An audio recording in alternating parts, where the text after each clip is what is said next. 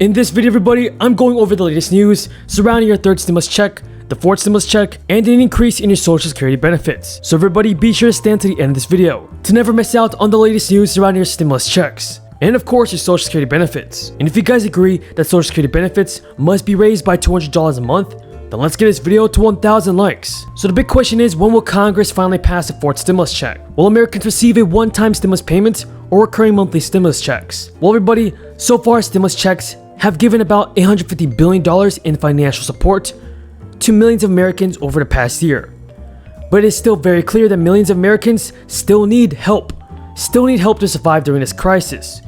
In March 2021, the national unemployment level of the United States stood at about 9.71 million. Now this Thursday, the US Labor Department said the number of Americans applying for unemployment benefits has decreased last week to only 576,000. Many economists are pressuring lawmakers and Congress into including a fourth round of stimulus checks into Joe Biden's new infrastructure plan. A total of 16.9 million people are still collecting unemployment benefits right now.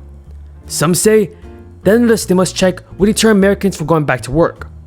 But what are your thoughts on this, everybody? Do you believe that we should get a fourth stimulus check of $2,000 a month? Or do you believe that a stimulus check might deter Americans from going back to work? Tell me your thoughts, everybody, on the fourth stimulus check in the comments. Now, the government has already sent out about $376 billion worth of third stimulus payments.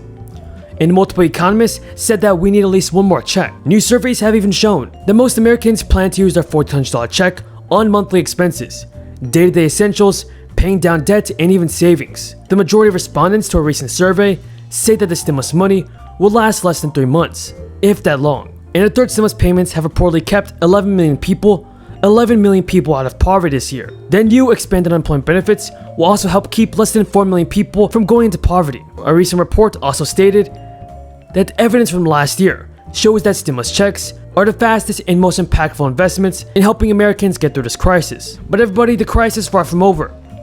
That is why lawmakers must take immediate action to provide additional relief to Americans. I'm happy, everybody, that more and more lawmakers are coming forward in support of another stimulus payment for Americans like you and I. But unfortunately, millions of households are far from where they started last year. Over 10 million people have fallen behind in the rent, including 21% of renters with children in their household. Millions of more people are struggling to pay their mortgage. Close to 30% of adults reported some difficulty keeping up with expenses. Now everybody, here's what you have to know about your social security benefits. Now folks, Senate Democrats have also unveiled a plan to increase monthly social security benefits, veterans assistance, and supplemental security income benefits by $200 a month, which could further add to a stimulus bill that is now estimated to cost between $1.3 trillion and $1.4 trillion. Now, Senate Minority Leader Chuck Schumer and Senator Elizabeth Warren in calling for expanded benefits to be added to the Phase 3 stimulus bill. The additional benefits, which will last through the end of 2021, would give seniors, veterans, and people with disabilities an extra $4,000 over the next 2 years. Elizabeth Warren said increasing Social Security benefits would get money directly to millions of people quickly.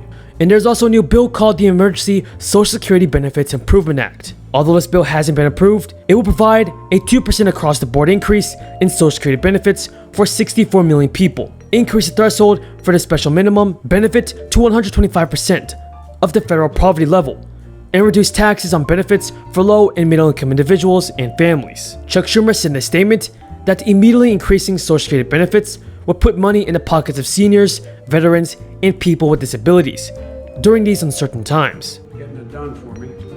And auto sales are up 15%. Things are moving. These checks are providing a heck of a lot of needed relief for families and in turn needed support for our economic recovery. And today's news comes on top of the recent news that we created 900,000 jobs in the month of March. First 2 months of our administration, we've created more jobs than the first 2 months of any administration in American history. And again, I'm not being solicitous because of you all. I really mean it, the way you fought like the devil. You really did to get that package passed. I mean, it really did. And I want to thank the members for supporting the American Rescue Plan. And we still have a long way to go. We're 8 million jobs down from what it was more than before the pandemic began. But America's coming back. And with regard to, I want to express my gratitude to the group we have here today from the House, representing this caucus, which represents vital communities and very diverse communities within the Asian American, Hawaiian, and Native Hawaiian and Pacific Islanders community.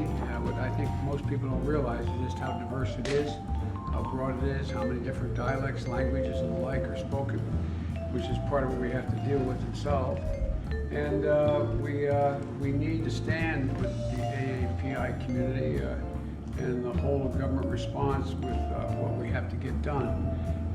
When I came into office, the first bill I signed related to racial equity throughout the government. That's still the plan. That's my objective.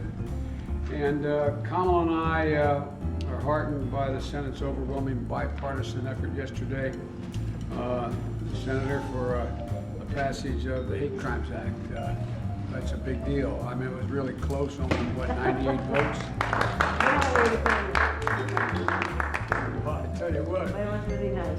Well, it was. Now, I thought it was going to pass, but my Lord, I tell you, and we took a vote here in the administration. You're going to handle the jobs bill. Because anybody can get 98 votes for anything. So anyway, I'm looking forward to our discussion with the caucus.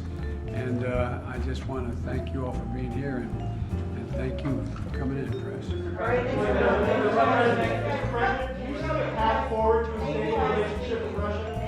Folks, I'm going to be speaking to Russia and my conversation with President Putin shortly after this meeting is over. You'll be notified of that, and I'll be happy to talk to you then, okay? Thank you.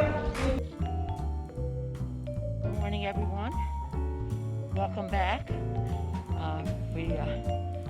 I'm very, very proud of the House Democrats for how they presented the rescue plan to their constituents over this period of the Easter Passover break, but also our committee work period in the past few weeks. This plan is, as is described by its title, a rescue. But it can only rescue if people know how it meets their needs. So we had nearly 100 teach-ins last week across the country so that people could see how they could avail themselves of the benefits of the rescue plan. And that will continue, that continues. I myself participated in Chinatown, where I went to the Northeastern Medical Services place where I saw culturally appropriate, linguistically clear. And don't forget to subscribe to my channel, turn on post notifications, and give this video a like.